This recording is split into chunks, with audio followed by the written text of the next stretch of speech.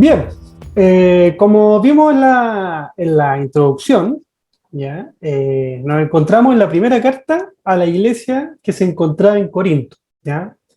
Y esta carta trata de diversos problemas que los hermanos estaban viviendo en la iglesia, que estaban pasando. Y más que problemas, también la realidad espiritual de la comunidad, ¿ya? En ese tiempo. Estamos hablando de una comunidad que se comenzó a formar en medio de una ciudad muy importante y además de importante, muy idólatra.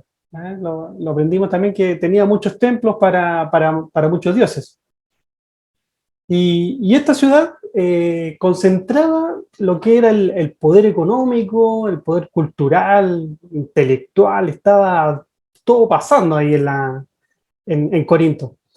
Por lo que era necesario que Dios, ya a través de Pablo, mostrara cuán necesario era crecer en algunos aspectos, principalmente en la gracia, cuán importante era crecer en la gracia. Así que bueno, hoy vamos a ver o revisar el primer de esos problemas, ¿ya? La primera de esas situaciones que están viviendo los hermanos que tiene relación con las divisiones, ¿ya? Palabra eh, que genera cosas, ¿ya? Divisiones. Bien, entonces como ya leímos el pasaje, te fijaste que en el verso 10 Pablo hace un pedido muy especial, ¿ya? De hecho, es más que un pedido, es una súplica, mostrando así la gravedad de lo que estaba sucediendo, ¿ya? Este problema, esta situación en particular es grave, ¿ya? Y está ahí el versículo 10 que dice: les suplico, hermanos, en el nombre de nuestro Señor Jesucristo, que todos vivan en armonía y que no haya divisiones entre ustedes, sino que se mantengan unidos en un mismo pensar y en un mismo propósito. Y vemos como Pablo no lo trata como algo superficial, porque lo que produce esas divisiones tiene un origen, debe tener un origen, y ese origen es algo que está arraigado profundamente en el corazón del ser humano. Entonces vemos cómo Pablo hace esta súplica y después, seguidamente en el versículo 11 y 12, da a conocer las situaciones específicas de las que se había enterado, ¿ya? Y esas mismas situaciones fueron las que motivaron esta carta. Versículo 11 y 12, que dice: digo esto, hermanos míos, porque algunos de la familia de Cloé me han informado que hay rivalidades entre ustedes. Me refiero a que unos dicen: yo sigo a Pablo, otros afirman: yo a Apolos, otros: yo a Cefas, y otros: yo a Cristo. Después de que Pablo partió de haber estado en Corinto y después se fue de Corinto ya y fue a visitar otra iglesia, fue a Éfeso específicamente, empezaron a pasar otros maestros por la ciudad.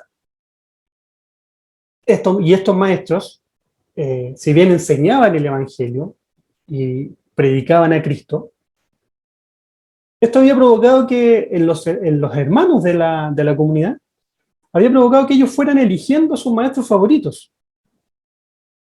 Pero era como más que elegir, ¿ya? Ya que según lo que hemos podido averiguar a través de los historiadores, esto se fue transformando, esto fue más allá, se fue transformando en un maltrato que daban los hermanos de un bando a los hermanos del bando contrario. Ya no era más que elección de personas, sino que había traspasado más allá, había ido ya a discusiones y malos tratos entre unos y otros. Y por otro lado, ¿qué produce que estos hermanos estuvieran eligiendo, ¿ya? Y defendiendo a su maestro favorito? Y eso me lleva a pensar que si estamos hablando de una ciudad idólatra, ¿ya? Estas situaciones podrían estar revelando lo que había en el corazón de estos hermanos, ¿ya? Puede ser idolatría. ¿Idolatría en qué? En que vemos la situación que se nos plantea en decir que yo elijo lo que más me gusta, yo elijo lo que quiero escuchar, yo elijo lo que necesito para mi vida, Yo elijo el grupo al cual acepto, yo elijo al líder al cual sigo, y todo esto en conjunto me da lo que yo quiero. Ese es como eh, en qué podemos ver este tipo de idolatría, ¿ya? Y cómo se van haciendo las diferencias. Y hablando de diferencias, esto me recuerda una ocasión que, bueno, para los que no saben, yo por mucho tiempo estuve en otra iglesia, antes de llegar a Iglesia Puente. Me recuerdo que en una ocasión andábamos con un grupo de líderes de esa iglesia, andábamos buscando un lugar para hacer un retiro. Ya, porque no queríamos hacerlo en la iglesia, entonces salimos a buscar un lugar donde poder hacerlo. Y después de recorrer varios lugares encontramos, fue hace muchos años, así que no me acuerdo ni la comuna ni la persona específica, ya que voy a comentar, pero llegamos a un recinto, ya que era de otra iglesia, y llegamos preguntando, ¿sabes que necesitamos un lugar para hacer un retiro? Sí, nosotros acá tenemos lugar, tenemos comedor, tenemos todos los servicios, tenemos sala. Y nos dice la persona que nos atendió, pero lo primero que tengo que preguntarle, nos dice, ¿ustedes son carismáticos? Y yo, bueno, en ese tiempo era mucho más joven, no tenía idea de lo que era ser carismático. Y nos quedamos mirando así como, eh, o sea, no, no, no, no, no. Entonces, y nos empieza a explicar, dice, no, lo que pasa es que nuestra iglesia, por normativa, no le arriendan los lugares a iglesias carismáticas. Ah, ok, ya, sí, sí, no, tranquilo, no, nosotros no. Yo por lo menos no tenía idea a lo que eso se trataba. Entonces, eh, resultó que finalmente sí aceptó arrendarnos el lugar, eh, pero me llama mucho la atención al leer este pasaje, Dios trajo a mi vida ese recuerdo, que ya lo tenía olvidado, y cómo se van generando situaciones entre un grupo y otro, ¿ya? Entonces, eh, fue como gracioso, por así decirlo, viéndolo desde ahora, ¿ya? De pertenecer a un grupo o no. Y entonces, te pregunto, ¿te has visto enfrentado a situaciones como esta? Eh, Estábamos justamente hablando en la sala ahora en los grupos pequeños. Elegir a una persona como maestro, como maestra, por sobre otra, puede ser más común de lo que pensamos. O muchas veces este pastor o este hermano me gusta más que este otro. ¿Ya? Tengo preferencia por uno que por otro. O algo muy común, ¿ya? Seguramente más de ustedes alguna vez lo han escuchado, cuando decimos, me siento identificado con esta persona. ¿Ya? Esta persona algo tiene que me hace como querer estar con él, pero no con esta otra persona. ¿Ya? Quiero compartir mi vida con esta persona, quiero que me conozca, pero no quiero que esta otra persona me conozca, porque no sé, no me siento identificado. Y bueno, a menudo, ¿ya? Se puede caer en comportamientos de personas selectivas en todas las áreas de la vida. ¿Ya? Y es muy fácil, es muy delicada esa línea en que nos podríamos poner selectivos en sobre con quién queremos estar. Y después, más adelante, Pablo comienza a dar los argumentos por los cuales estas divisiones, ¿ya? Que se estaban dando no tenían ningún sustento en el Evangelio. Lo más probable es que Pablo tuvo que aclarar lo que la crucifixión y el bautismo significaban realmente y cómo afecta la vida de los creyentes, ¿ya? Y seguramente hizo esto porque era lo que estaba generando estas divisiones, ¿ya? ¿Viste en el verso 13? Pablo nos comenta, dice, ¿cómo? ¿Está dividido Cristo? ¿Acaso Pablo fue crucificado por ustedes? ¿O es que fueron bautizados en el nombre de Pablo? El no entendimiento de quién es realmente el Salvador llevará a poner la vista en cosas o en personas tan comunes como uno mismo. ¿Ya? De hecho, después, bueno, más adelante en el versículo 14, 15 y 16, Pablo da como un resumen de recuerdos de a quién bautizó, solamente para dejar claro que habían sido algunos solamente, ¿ya? Para que no anduvieran diciendo que habían sido bautizados en el nombre de Pablo. Y como le decía, esto, esto de poner la mirada o la confianza en la persona nos desvirtúa un poco, ¿ya? Y para eso tengo otra cosa para contarle, ¿ya? También de la otra iglesia. No, no es que quiero ponerme a descuerar a la otra iglesia, no, para nada, sino que simplemente son cosas que aplican muy bien, ¿no? O podrían reflejar muy bien.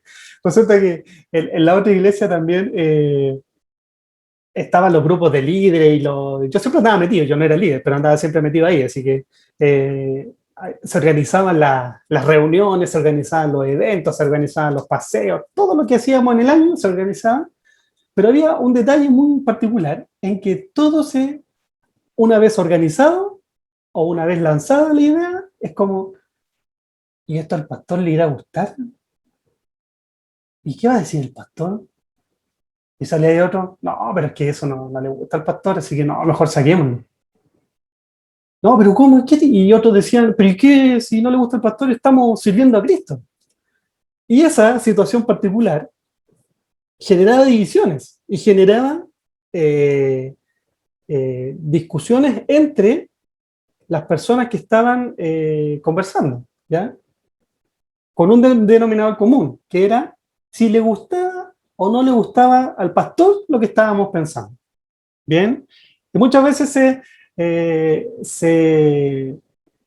se caía en esa tendencia de finalmente estamos trabajando para el pastor, estamos haciendo todo para que, me acuerdo que incluso habían canciones que no se tocaban porque al pastor no le gustaban mucho, ¿ya? Porque la encontraba rara, ¿ya? Esa es parte de mi experiencia, ¿ya? Y, pero esto también lo podemos ver en las personas, ¿ya? En los pastores generalmente, que son famosos, ¿ya? Pastores, escritores, conferencistas, en que corremos hacia ellos, ¿ya? Y los defendemos, ¿ya? Y armamos bandos entre unos y entre otros, no, es que este escritor y este pastor. ¿Y cuál es lo más gracioso de esto? Es que ellos ni siquiera saben que existimos, ¿ya? Ni siquiera saben que nosotros estamos acá a kilómetros de distancia discutiendo sobre si es bíblico o no es bíblico lo que está hablando ese pastor o esa persona, ¿ya? Este pastor o este hermano es ciego para esto, ¿ya? Y es ciego para lo otro. Y esto pasa en muchas iglesias, ¿ya? No aquí, no en esta, pero pasa, ¿ya? Que quede claro. Por lo menos en las que he conocido en estos años de ser cristiano, ¿ya? Estoy hablando como de lo que viví. Y luego, ya llegando al final de la sección, vemos como Pablo ya pidiéndole a los hermanos, suplicándoles que se mantengan unidos, ya que no haya divisiones. Ya después nos dice Pablo, mira, no hay sustento en el Evangelio porque es una persona, la importante acá, es una persona la que produce todo esto, ¿ya? Y ya llegando al final de la sección, Pablo además entrega el argumento de lo que está diciendo, de por qué está diciendo esto, por qué esto no tiene sustento, ¿ya? Lo viste en el verso 17, ahí es donde Pablo nos muestra, dice, pues Cristo no me envió a bautizar, sino a predicar el Evangelio. Y eso sin discursos de sabiduría humana, para que la cruz de Cristo no perdiera su eficacia. Ahí está. La respuesta del Evangelio apunta, primero, apunta a la sabiduría humana como algo en lo que no podemos confiar, ¿ya? O usar para incluso la predicación del Evangelio. Entonces, ¿qué pienso yo? Que esta misma sabiduría humana, ¿ya? es donde nacen, creo yo, que nacen las divisiones. ¿Ya? Por algo Pablo está diciendo, Cristo me envió a predicar. ¿Ya? Y con un argumento que es distinto al humano. ¿Ya? Porque necesariamente el discurso humano, la sabiduría humana, va a llevar a que la cruz pierda su eficacia. Y no vamos a estar mirando la cruz como corresponde realmente. ¿Ya? Entonces, vemos a Pablo explicando claramente cuál era la misión que se le había dado. Y esa misión es la misma que se nos ha dado a nosotros también. Entonces, para recapitular, tenemos tres áreas dentro de esta sección, ¿ya? Donde Pablo les suplica, les pide a los hermanos, manténganse unidos, no haya divisiones entre ustedes. ¿Ya? Pastor, tengo una canción para ese versículo también, por si le interesa. Después Pablo empieza a, a, decir por qué no hay sustento en esas divisiones, ¿ya? ¿Por qué no podemos estar eligiendo hombres, personas, ¿ya? Comunes y corrientes? Y después, ¿cómo responden con el Evangelio, ¿ya? A esa situación particular? Bien, para ir llegando ya al final de lo que quería compartir con ustedes, te pregunto, ¿qué respondiste a la pregunta de los grupos pequeños? ¿Ya? ¿Cuál es la pregunta? Respecto a cuáles son los temas que piensan que generan división en la sociedad? Perdón. Como hemos visto hasta ahora, las divisiones que nos muestran estos versículos de la carta a los Corintios estaban mayormente ligadas a los asuntos de la iglesia, ¿ya? En estos versículos. Pero estas mismas situaciones demostraban algo más profundo, ¿ya? Un problema mayor en la mente, en el corazón de los hermanos de Corinto. Porque un estilo de vida desenfocado del Evangelio, totalmente falto de gracia, que se refleja en lo que estamos viendo de la comunidad de Corinto, tal vez influenciados por el hecho de vivir en una ciudad tan importante, ¿ya? Estar bombardeado, lleno de cosas. Los hermanos de Corinto no habían entendido aún que la iglesia no es un concurso de popularidad, ¿ya? No es un concurso para ser famoso, ¿ya? Sino que es un lugar en donde los maestros y los líderes, especialmente, que fueron llamados y capacitados por la gracia de Dios, son siervos de la comunidad, ¿ya? Por lo tanto, eso quita cualquier argumento de enaltecer o empezar a poner mi fe y mi confianza en el ser humano que tengo enfrente, ¿ya? A eso son llamados los maestros y los líderes. Y eso es lo que no habían entendido. Y trayendo esta situación a nuestros días, ¿cuántas veces nos vemos involucrados en discusiones? Por ejemplo, sobre una denominación u otra. No, yo les voy a hablar de lo que yo he escuchado, ¿ya? No, es que los anglicanos son estos, no, pero si ustedes supieran, ¿ya? Y por otro lado, no, es que los pentecostales, qué sé yo, son aquí, son allá. Y eso solamente por nombrar un par de casos, ¿ya? Podríamos encontrar mucho más esto entre los carismáticos y los no carismáticos. Entonces, ¿acaso Cristo murió por unos y no por otros? Es la pregunta que me llevó a hacerme esta sección, estos versículos que estuve leyendo. Y yendo un poco más allá, eh, ¿cuántos temas nos dividen, aún siendo hermanos en la fe? Cuando somos bombardeados, o sea, todos nosotros, yo creo que sin excepción, somos bombardeados e influenciados por lo que dice el diario, por lo que dice la televisión, por lo que dicen las redes sociales. La fuerza que han tomado las redes sociales en los últimos años, impresionante. Por ejemplo, eh, política, ¿para qué decir? Piensa en lo siguiente, si los hermanos de Corinto, que habían que vivían en una sociedad idólatra y falta de gracia, fueron influenciados en esas mismas áreas. ¿No estaremos nosotros, en nuestro tiempo actual, también siendo influenciados en un país totalmente polarizado? Otro área puede ser el trabajo. No soy capaz de hacer lo que sea por sobresalir, aunque esto signifique pisotear a mi compañero, ¿ya? Aunque esto signifique formar bandos, ¿ya? Eh, Formar bandos en la oficina, en el trabajo donde te desenvuelves. Familia. Cuando los padres no están de acuerdo en cómo criar a los hijos, si vas a ser permisivo o si vas a ser autoritario, si vas a aplicar gracia o no vas a aplicar gracia. ¿Ya? No hay acuerdo ahí. ¿Ya? O cuando la gran parte de nuestra vida no estamos de acuerdo en el matrimonio. ¿Ya? Generalmente, me atrevería a decir que el 90% de las ocasiones del matrimonio no estamos de acuerdo en algo. ¿Ya? Y todo lo que eso conlleva, todo lo que involucra, yo lo menciono solo como matrimonio, pero todo lo que eso involucra, ¿ya? Cómo se lleva la casa, cómo se lleva el trabajo, cómo se llevan los estudios, cómo se lleva todo lo que afecta a la familia. ¿Bien?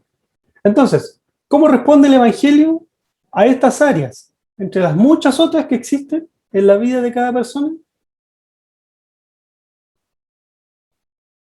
creo ahí que la respuesta es Cristo crucificado y resucitado. Si bien todas las divisiones tienen un origen en el argumento o en la sabiduría humana, el Evangelio de Cristo nos provee la gracia que se necesita para vivir una vida centrada en Cristo, como un cuerpo. Eso es lo que nos provee el Evangelio, la palabra de Dios. El sacrificio de Cristo nos une. ¿Por qué? Porque en la cruz cargó nuestros pecados. En la cruz cargó nuestras divisiones. En la cruz cargó nuestra sabiduría humana que no tiene ningún sentido frente a la palabra del Señor. ¿Y qué pasa con eso? Que eso tuvo un costo. Y ese costo fue que el Padre cargó sobre él todo nuestro pecado. Y además de eso, le dio la espalda. Ese fue el costo de nuestra división, de nuestro pecado. Y ese sacrificio repara la división que teníamos con Dios, que nosotros teníamos con Dios. Y nos anima a vivir en comunidad. Compartir nuestras vidas con otros. Ayudarnos a sobrellevar las cargas unos con otros. Prepararnos aquí en la tierra para lo que será una eternidad junto a mis hermanos en la presencia del Salvador. Una iglesia en desgracia necesita esa gracia que solo Dios puede entregar y que está disponible todos los días para todos los que la quieren. Hermanos, que Dios los bendiga. Qué gusto haber podido compartir con ustedes estas palabras. Que el Señor nos anime, nos aliente con su palabra. Estamos preparándonos, hermanos. Estamos preparándonos para lo que va a ser la eternidad junto a nuestro Señor. Así que lo invito a orar, dando gracias al Señor, porque nos da esto. El Evangelio nos da esto. Nos da la oportunidad de convivir en comunidad. Señor, te damos muchas gracias por tu palabra, Señor. Te damos gracias porque en ella podemos encontrar sabiduría, Señor. Pero no sabiduría humana, Señor, sabiduría que tú provees, Señor. Directrices de cómo debemos guiar nuestras vidas, Señor, y cuál es lo mejor para nuestras vidas, Señor. Gracias por todo lo que cada día haces en la vida de cada uno de nosotros, de cada una de las familias que componen esta comunidad, Señor. Y te rogamos, Señor, que cada día podamos ser desafiados, Señor, en medio de este mundo convulsionado, Señor, mantenernos fieles, Señor. Amándonos unos a otros, Señor, mirando solamente la cruz de Cristo. Señor, te rogamos que tu gracia y tu misericordia esté con cada uno de nosotros. En el nombre de Jesús oramos. Amén.